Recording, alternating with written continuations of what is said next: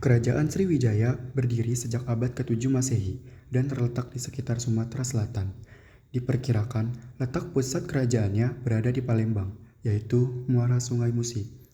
Menurut sejarawan, sumber sejarah kerajaan Sriwijaya berasal dari luar negeri dan dalam negeri.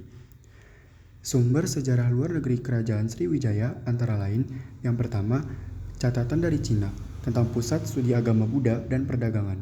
Kedua, berita dari Arab yang menyebutnya Zabak atau Sri Busa. Yang ketiga, catatan India tentang hubungan Raja Sriwijaya dengan kerajaan seperti Nalanda.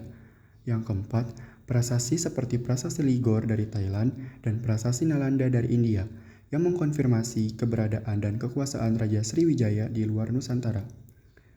Sumber sejarah dalam negeri kerajaan Sriwijaya yakni adalah prasasti-prasasti yang ditemukan di wilayah Sumatera, terutama Palembang dan sekitarnya. Kondisi ekonomi kerajaan Sriwijaya. Sriwijaya disebut sebagai kerajaan agraris karena mampu mengelola hasil bumi, seperti rempah-rempah dan hasil hutan, sebagai komoditas ekspor utama untuk perdagangan internasional, serta memiliki lahan pertanian yang subur untuk mendukung kebutuhan pangan penduduknya. Selain itu juga, karena lokasinya yang berada di tepi Sungai Musi dan tidak jauh dari Selat Malaka, membuat Sriwijaya berada di daerah lintasan pelayaran dan perdagangan internasional. Pada masa itu, aktivitas perdagangan antara India dan Cina melalui Selat Malaka sangatlah ramai, yang membawa keuntungan bagi kerajaan Sriwijaya. Tidak jarang pula, kapal-kapal yang singgah tersebut melakukan aktivitas perdagangan. Para pedagang asing yang singgah dapat menukarkan aneka porselen, tembikar, kain katun, dan sutra dengan barang dagangan penduduk Sriwijaya yang mayoritas hidup di sektor perdagangan pula. Barang dagangan Sriwijaya yang termasuk komoditas berharga meliputi emas, perak, gading gajah, penyu, kemenyan, kapulaga, kapur barus, pinang, kayu gaharu, cendana, lada, dan damar. Dalam perkembangannya, kerajaan Sriwijaya menguasai jalur perdagangan di Selat Malaka. Kerajaan Sriwijaya pun menjadi pemegang hegemoni dan mempunyai andil besar dalam meramaikan perniagaan internasional. Untuk mempertahankan kepentingan dagangannya, kerajaan Sriwijaya rela memberi upeti kepada Cina agar Cina tidak menjalin perjanjian dagangan dengan negara-negara saingan kerajaan Sriwijaya. Selain meraup keuntungan dari hasil perdagangan, kerajaan Sriwijaya menerapkan pajak dan melakukan kontrol ketat terhadap jalur-jalur utama kegiatan pelayaran dan perdagangan. Angkatan Armada Laut Kerajaan Sriwijaya yang kuat ditempatkan di berbagai pangkalan strategis dengan tugas mengawasi, melindungi kapal-kapal dagang yang berlabuh, memungut biaya cukai, serta mencegah terjadinya pelanggaran laut di wilayah kedaulatan dan kekuasaannya. Kondisi sosial politik di Kerajaan Sriwijaya. Selama berjaya, masyarakat Kerajaan Sriwijaya sering berbaur dengan pedagang dari luar daerah. Pada saat itu, memang banyak kapal-kapal asing yang singgah di pelabuhan di wilayah Sriwijaya. Untuk berkomunikasi dengan para pedagang, mereka menggunakan bahasa Melayu kuno. Budaya asing seperti India juga turut berkembang di kerajaan ini. Buddhisme merupakan agama yang berkembang di kerajaan Sriwijaya. Ada dua aliran Buddhisme yang dianut oleh rakyatnya, yaitu Hinaya dan Mahayana. Kerajaan Sriwijaya menjadi tempat belajar agama Buddha yang terkenal dan menarik banyak peziarah dan cendekiawan dari berbagai negara Asia. Beberapa cendekiawan yang pernah belajar di kerajaan Sriwijaya adalah Itsing, seorang pendeta dari Tiongkok, dan Atisa, seorang cendekiawan dari Benggala.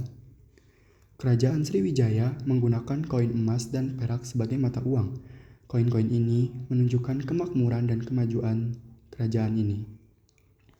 Karena menguasai wilayah kepulauan Melayu pada abad 7-9 Masehi, bahasa dan kebudayaan Melayu juga dipakai oleh rakyat kerajaan Sriwijaya.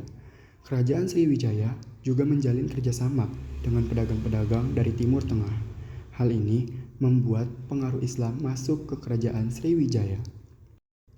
Dari berbagai prasasti yang ditemukan, bentuk pemerintahan kerajaan Sriwijaya adalah kedatuan, yang berarti tempat berkumpul para datu.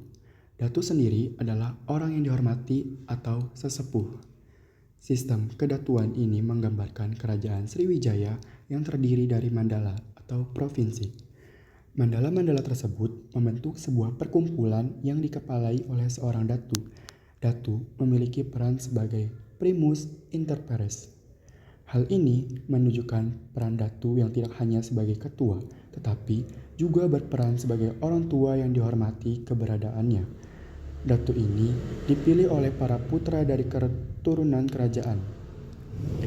Datu juga memiliki tingkat sosial dalam kehidupan politik di Sriwijaya. Tingkat pertama dipegang oleh putra Datu yang utama Yuwaraja atau putra mahkota atau disebut Raja Muda. Kemudian ada putra yang bergelar Pratiyuwaraja.